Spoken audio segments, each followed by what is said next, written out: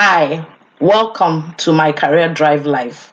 If we haven't met before, my name is Ladijia, and I specialize in serving mid to senior level professionals who want to land a higher paying job without a tedious, stress filled job search.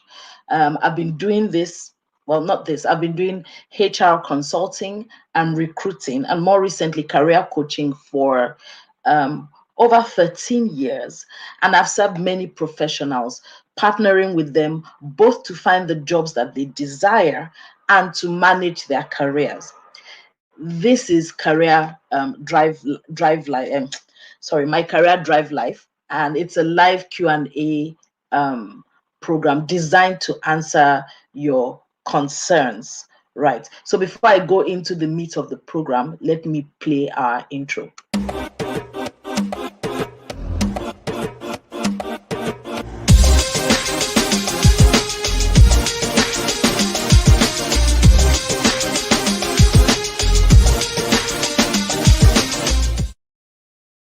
Welcome. So, if you're watching the replay, please make sure you like.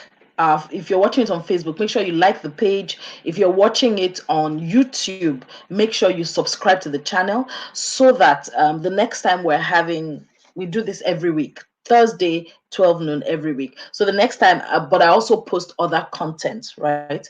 So the next time you something interesting is coming up, you will get a notification, right? So let's go into what's happening, what we're discussing this week. This week, we're talking about ageism and how it affects your job search. Because I deal with mid to senior level people, a lot of the time I encounter, situations where there's a lack of confidence. People are concerned that they would not be selected or be attractive to the potential employer by virtue of their age, because of course quite a few people who are at mid to senior level career stage are in their 40s or above 40. And so I thought, and so there's a lot, and sometimes people who want to make career changes also, they hesitate and they wonder, oh, are there still opportunities for me, at this age? And it keeps a lot of people stuck. So I thought, let's talk about it. Let's really examine the matter and find out, first of all, does it exist? And then if it does exist, how? What's the best way to optimize your job search so that you can access the opportunities you need regardless of the age you are at? Okay, so let me go to the very first question, right? So the very first question, I hear this question a lot in this form and in many variations. So am I at a disadvantage in my job search because I'm over 40? Right? You hear people, so many other people, younger people are hiring. People tend to prefer younger people. Well, is this strictly true? I would say yes and no.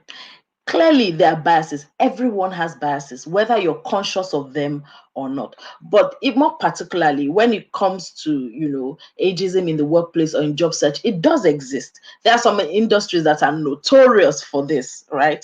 Industries like the tech industry, where, it's a largely youth-driven culture. Even, other places, sometimes you even go as far as you see job ads specifying a certain age range. So is there some sort of bias? Yes, people have experienced bias, but it's not that simple, right? There's another way to look at it. There are a few factors involved. The very first thing we must really be aware of is that these days, people are staying on the workforce longer. 20, 30 years ago, a little before that, the trend or the practice was, by the time you're reaching 60, 65, that you're reaching retirement, you're waiting for that golden handshake. And, it was expected that you retire. Everybody worked towards retirement. It's changed. That's in the industrial age. It's changed gradually because we moved into what we now call the knowledge age, and we've been here for well over 20 years, where productivity is not driven, right, by physical exertion or in your factories, it's actually driven by what you know, right? So when the criteria for performance moves from physical ability to mental acuity, mental ability, then that removes the barrier really. Whatever age, as long as your brain is still working, you can deliver. So, I mean, that the whole landscape, has changed. People that, and then if you add economic crisis, people, various vicissitudes of life. Sometimes people plan to retire, something happens and they have to keep working. There are many reasons why people stay on, in the workforce. But generally, it's understood now that you're not dead. I mean, you're not required to unplug because you reach a certain age. All right. Closely related to that is the fact that there are more millennials in the workforce. Actually, today, more than half the workforce, right, are millennials. And many of them they're not spring chickens anymore. We keep saying millennials, millennials, as if they're not. Many of them are in their late 30s, they've been working for more than 10 years. A lot of them, have built up the competence, the experience to compete for the same jobs that you're gearing for. Quite a few of them have become leaders in their own right. There are quite a few managers who are millennials. Okay. Now, what does that mean for those of us who are in the generation Xers and the baby boomers? It means that for the same or similar skill set of value, right? Someone can either hire someone in generation X and above or hire a millennial. But the affinity generally is towards millennials. Why? Because millennials tend to, this is their world, or they've largely shaped this worldview that we're operating in. They tend to have a worldview that is more in consonance with today's conditions. They tend to be more tech savvy. They tend to be less expensive, right, than the senior people with the big fat salary overheads. So they tend to cost less, right?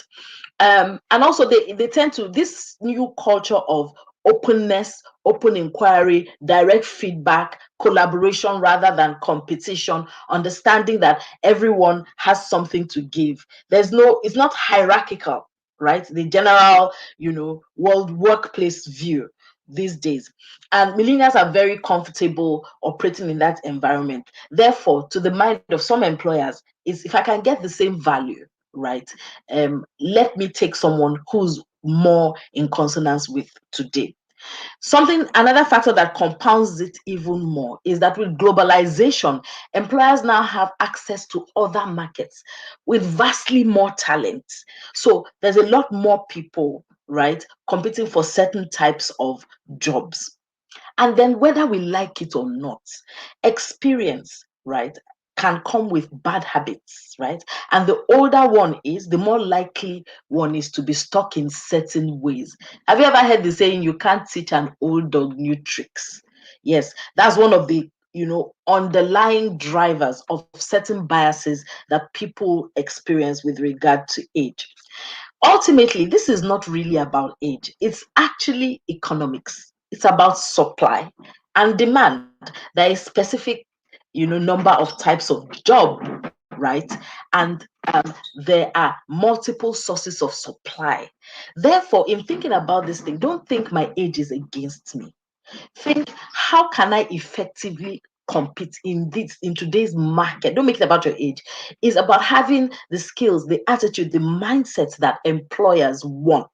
That's what it's about, not really, about your age, although age and the bias towards it is a symptom. Okay, so that leads naturally into the next question. So we've established that yes, there are biases around age. Yes, sometimes, in making selections, some employers tend to favor the younger, but we've also established that it's not really the age, is a combination of factors, supply and demand. So now let's answer the question. So given all that, all these factors, how do I ensure that age is not a disadvantage to me in my job search? Remember what I always say, your job search is not about you. Okay? It's about you only to the extent of, I mean, you know yourself, you know your skill set, you know the kind of environment you want to work in, you know the impact you want to have, right? But in terms of getting hired and executing the job set, it's always about the employer. So a good way to look at it is, what does the employer want, right? What do employers want? Or more correctly, when we see age seeming age biases coming into play, what are the underlying fears driving that? What are employers trying to avoid? When you understand this, then it helps you counter it in the way you put yourself together and execute your search. So let's review a few, right, of these factors. First, you know, I want to reiterate, we all have biases, whether you know it or not. Everybody has some people are more proactive in terms of actively identifying their biases, but everyone has biases one way or the other. But one sure way, to break through bias is to speak to mission and speak to need. No, even if I come into, well, okay, that's an extreme example, but I mean, if I'm demonstrably older and I come, but I have what you need, you will, and you see the match strong enough, you will ignore other factors and pick me because I'm bringing, you're certain I can do what you need me to do, right? So remember my mantra. What do employers want? First, employers want to know, can you do the job? Can you do the job? Speaks to skills, experience, knowledge, your personal traits, your abilities, right? Okay. More specifically speaking to age, there's always a concern when you're, talking to a much older professional about the currency, right, of their skills, their methods, and the way they think about things. The world is changing at, a very rapid rate, right? And the skills that made you a superstar 10 years ago, if you check very well, may very well have become irrelevant to today's concerns. Some things stay the same, but largely most things have upended with, digitalization, with technology. Just things have changed. Therefore, your experience has to reflect that currency, because these business owners are operating in today's world. So, can you do the job?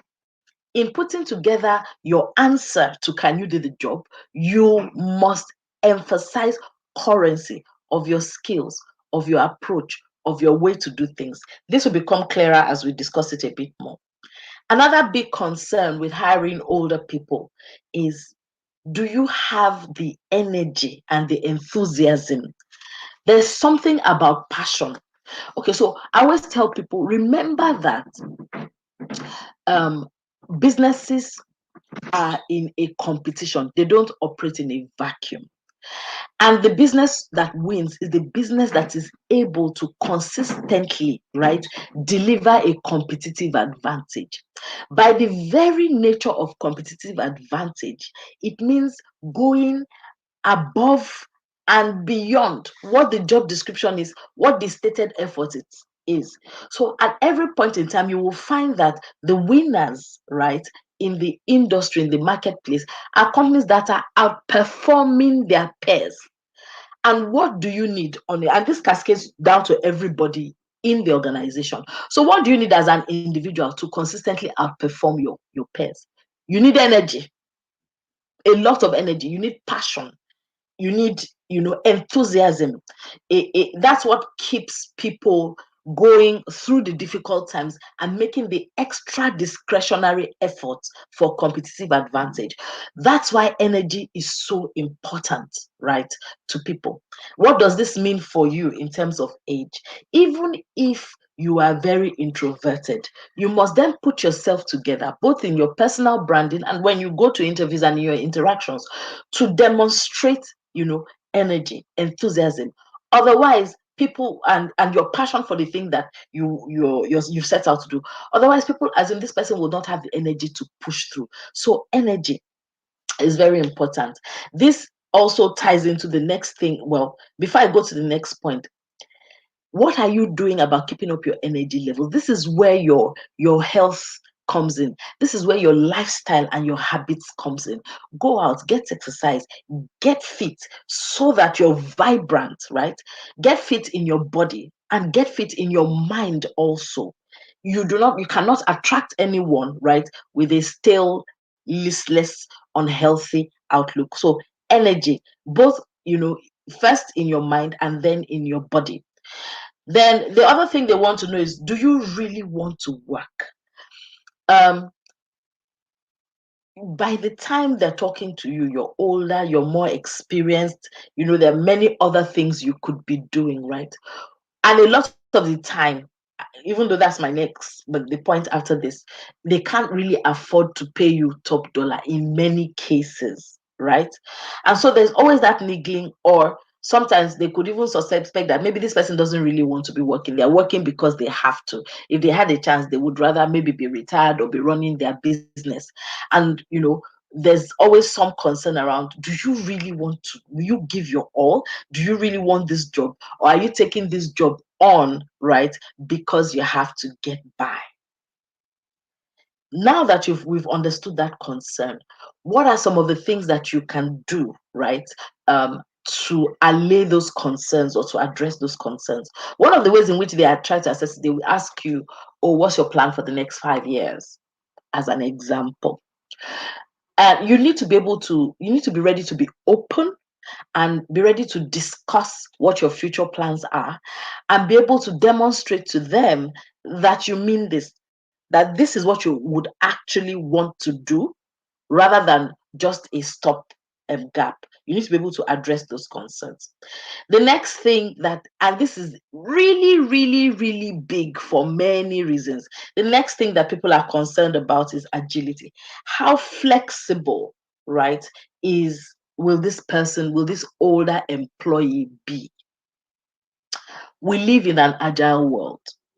The best analogy I can give is, when you think about projects, right?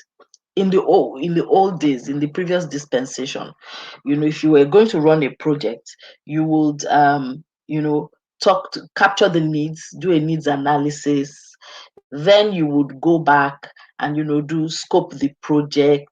You come back and present your concept, do a proof of concept, and then you will set up the project organization. Then you would there was a step by step. In standard project management, they call it the fall approach. So it was a linear approach, and you took it one, two. You first you do this, then you do that sequentially, right? And you couldn't move to the next stage if you hadn't completed the previous stage. What they found was that if you stayed with that format, right, sometimes going from stage to stage took so long that by the time the project was delivered, the customer had moved on, wasting all that time, right? Which is what now brought about the agile. This originated in the software industry, but it has permeated everything else that we do these days. So the people in software space said, look, how can we, tweak our project delivery approach so that we're able to quickly deliver value while still maintaining control of risks, of client concerns, etc., which came about with the agile mindset and with the agile methodology. I would strongly, if you're not familiar with it, I would strongly advise that you get in touch with it. Anyway, the main difference in the agile, framework is you're not waiting, you're doing many things in short iterations. You're doing it in sprints, right? Your people there's less emphasis on on paper on documentation, and more emphasis on people and getting things done. There's more emphasis on checking with the end user quickly. So you'll find that where it used to take 18 months to deliver a project, now they're bringing out software in 1 month sprints. The features are just coming up quickly, like that.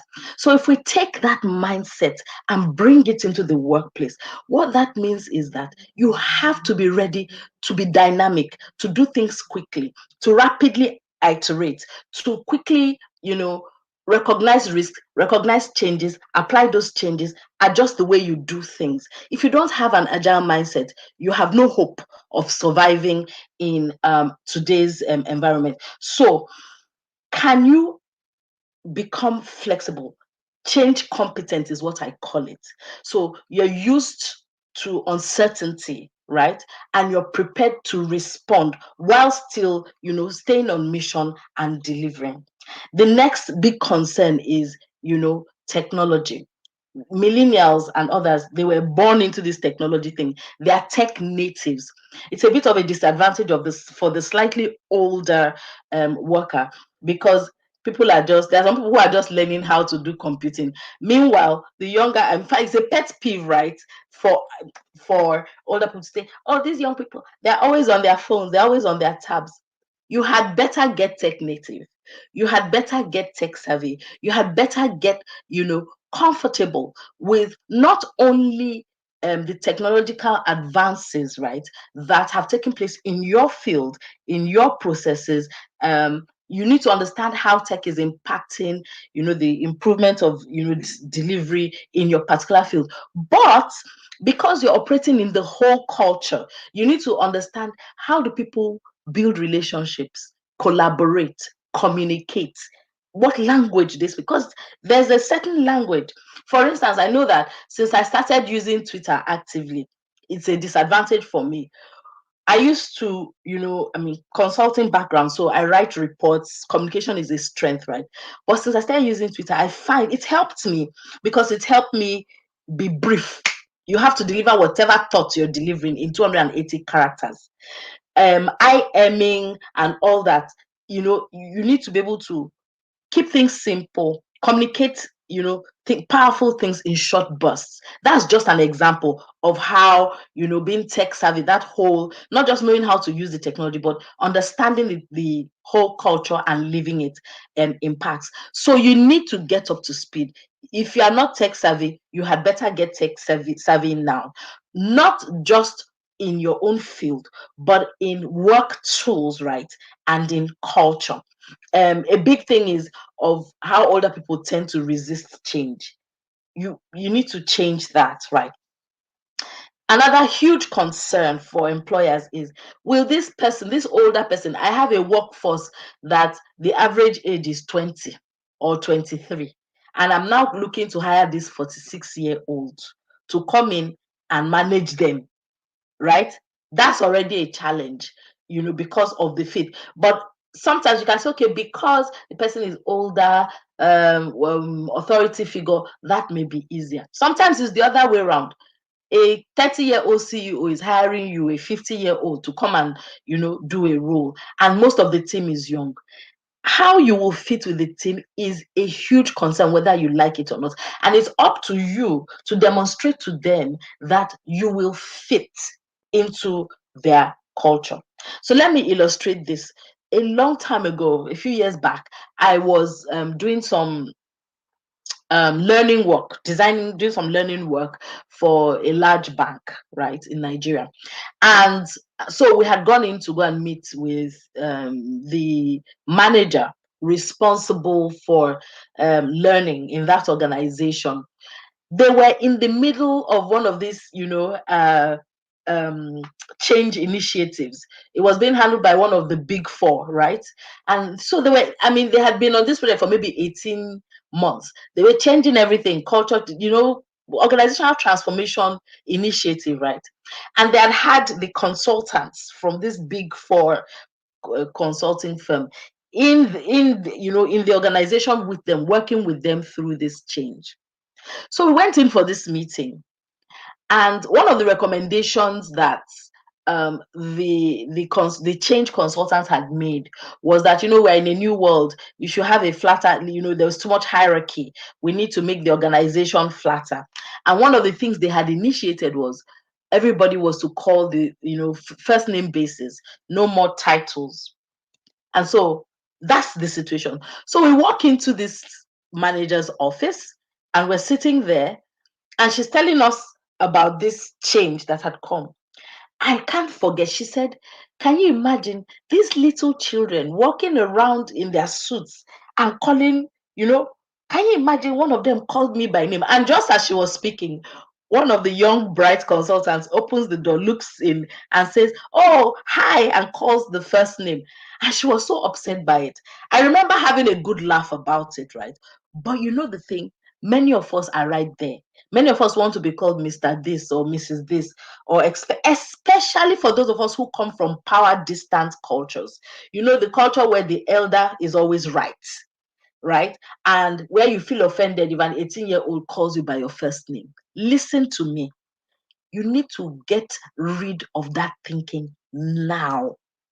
You need to approach your workplace as everybody is equal. Everybody has value to give. Respect is not in the title. You're not automatically of more value than the next person by virtue of your experience or your years, right? Therefore, you need to be ready to operate within an open, collaborative, flatter culture. Very important. I don't want to spend too long on that, but you know, that's one place that keeps tripping us up. You must you must understand, how do these younger people that I'm going to be working with, how do they think? You know, what are their communication routines? How do they dress? I'm not saying, you know, run off and go and buy mini skirts, right?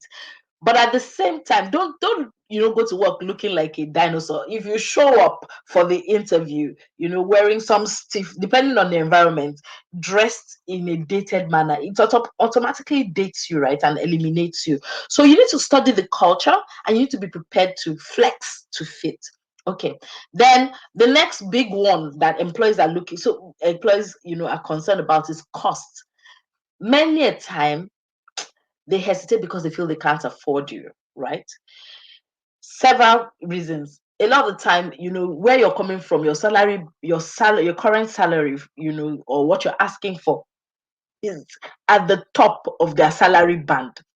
If they hire you at that salary, there's little room, right, for them to promote you or for them to increase your pay because you're already, you know, maxed out. Meanwhile, they can get someone younger to do to either do that same thing at the same level, or who needs to grow a bit more, so they can then grow, so they get them cheaper and then grow them, because the distance between where they are and the level of competence required to fully leave that role is maybe a year, maximum 18 months. So it's, I mean, from a business point of view, it's cheaper for me to hire the younger, slightly less experienced person who is looking for a chance to become manager and who comes at 20-30% cheaper than to hire you who are already fully there. Those are some of the things that the decisions that they are balancing in their minds. So you must bear that in mind and think of, you know, how do you want to pitch yourself? Are you willing to take a pay cut? Are you willing to take a performance pay option? Or better still, is there, how will you package yourself to justify that expense, right?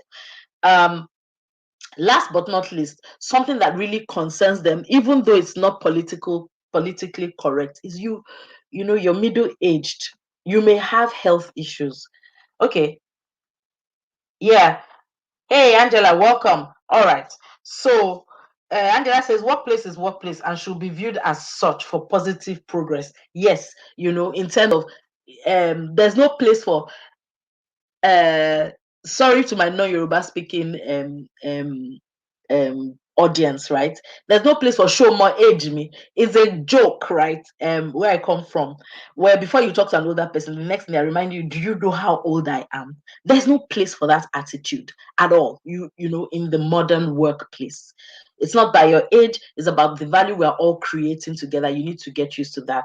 All right. So let me keep going. I was saying that health issues. So by the time you're older, 40 plus, you're in a place where if you have not managed your health well, this is when those health issues, you know, start to show up. Some people, diabetes, high blood pressure, you know, and all sorts of things, you know, show up.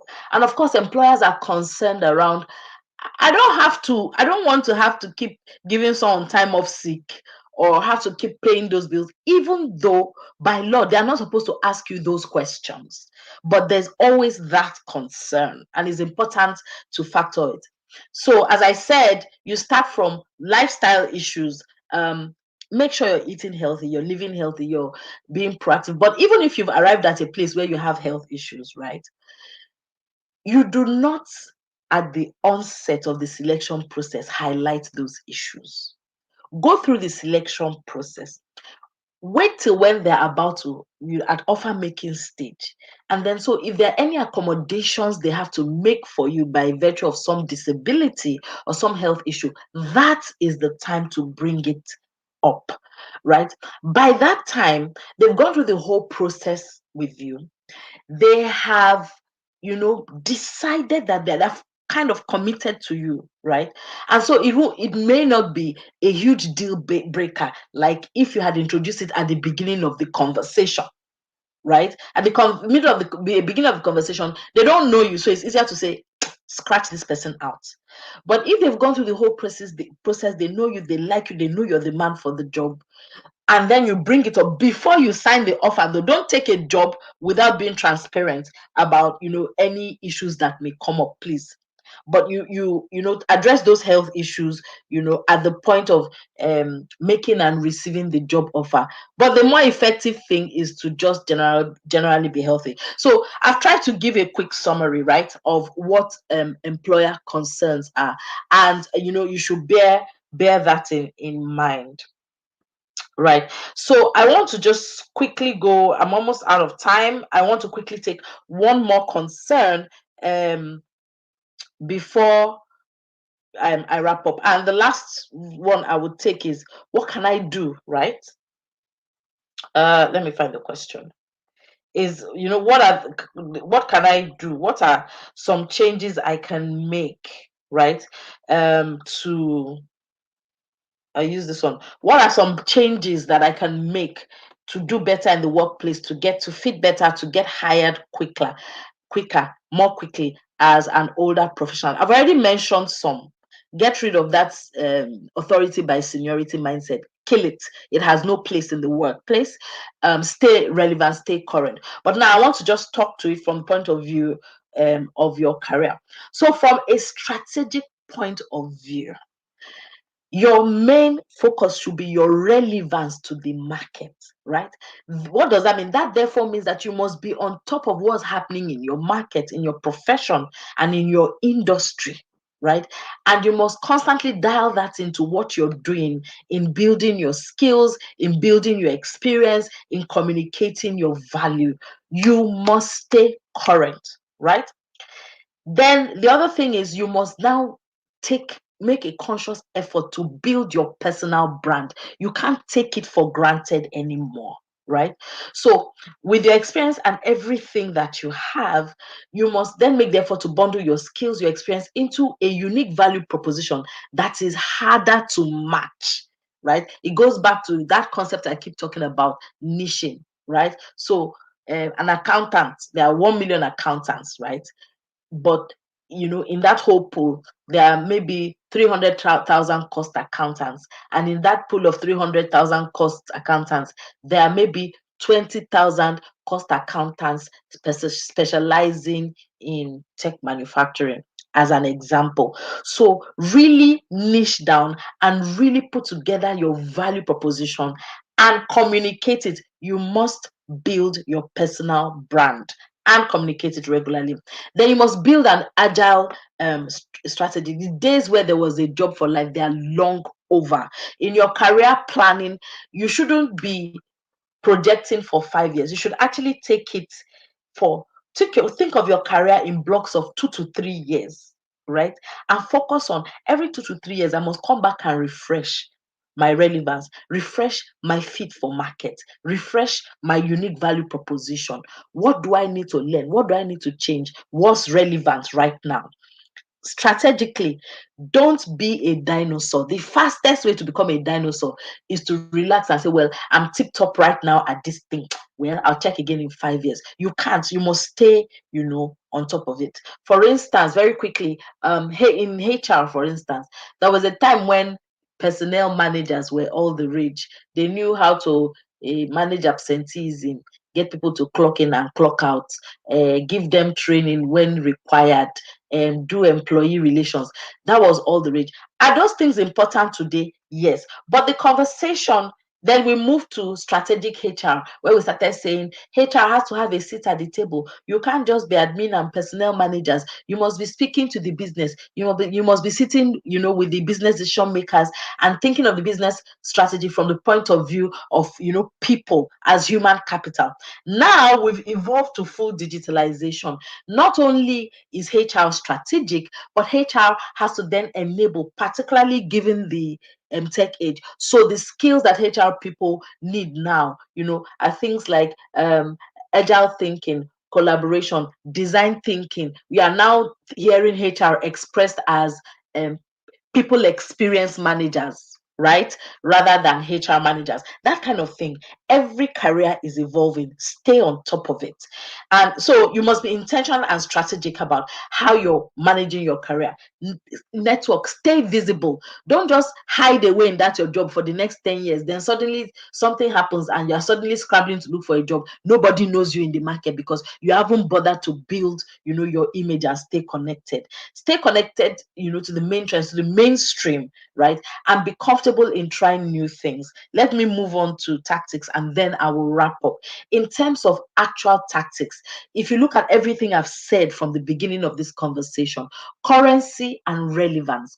Now, a mistake many people make is you're applying to a job opening. They've said we need 5 years experience in this, that, and the person in this role needs to be able to do this, that, and that.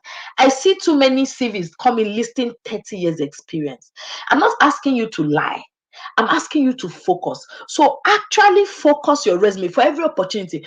Focus your resume on what is relevant to that opportunity. There's no need to put the whole kitchen sink on your resume, right? So if you speak to what they're asking for, right, and that only, chances of looking as if you're a Methuselah reduce. That's one. Two, even in interviews, right? I hear people say, "Oh, I've been doing this for 30 years. I've been doing this for 20 years." In environments where that would not, try and de-emphasize your years and emphasize your experience and impact.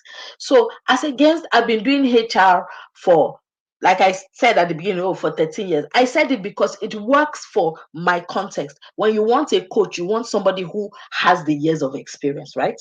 But if you are in a situation where you're competing against many younger people, right, then it's a, I've done this, I've been able to lead a 200-man workforce to do this, I have skills in this, that, and that, rather than I've done it for 15 years. So emphasize your experience and your impact, not your age, on your resume and in having conversations. But generally speaking, I tell people, sell your impact. Numbers and impact, there's, it kills most resistance. Now, also optimize your LinkedIn, your resume to reflect what you are trying to be found for. Generally, I say, when people are assessing, oh, I need to work with this person, a lot of the time they're concerned about what you've done in the preceding 2 years, right? And then just if you can show your trend in the last 10 years, that's fine. Anything beyond that is not necessary, unless, specific to that context, they're asking for, longer. If you started working in 1940, there's no need to put it on LinkedIn unless it's relevant. Talk about the things that are relevant to today and to the needs of today. I've told you about stay healthy, and look good. And not only just look good, but try not to be dated in your outlook, in the way you put yourself together. Then I want you to, we've talked about tech. A very important question for you to answer is, what's your online footprint, your social media? How are you coming across, right? Try new things. For those of us who are, so I've been doing Twitter for a couple of years, right? For my personal whatever, and it helped me a lot. There are lots of younger people doing great things, and they don't know it, but they mentor me. I have younger mentors from a distance. And I have a few younger mentors I talk to, right? So it's kind of reverse mentoring when you get a younger person to show you how they're thinking, what they're doing. Just know what else people are doing, right? And show up, relevant and current, even in your online footprint. And finally, in interviews, don't ramble. Focus, be ruthlessly optimized, and then always, to wrap it up, you're showcasing online and offline and in your interactions. What impact have you had? How current and relevant are you? And how flexible and agile are you, right? And last but not least, you're demonstrating that you're open to co-creation regardless of age. All right, so that's been a lot to cover, but I hope you found this useful. As always, let me find my LinkedIn. Oh, I have one more comment. Yes, stay connected to your mainstream. Thank you for that, Angela. Um, so to close, I'd like you to follow me on LinkedIn. Here's my LinkedIn to get more insights, because I answer these questions and my DMs are open on LinkedIn. So if you have a question, come follow me, send a question. I'll be glad to answer. Remember to join me again at noon next week for the next episode. I'd like to thank you, Angela, for joining me. Thank you, everyone else who is watching and who watch the replay. If you have any comments about this specific episode, please feel free to leave a comment on the page. Thank you and see you next week.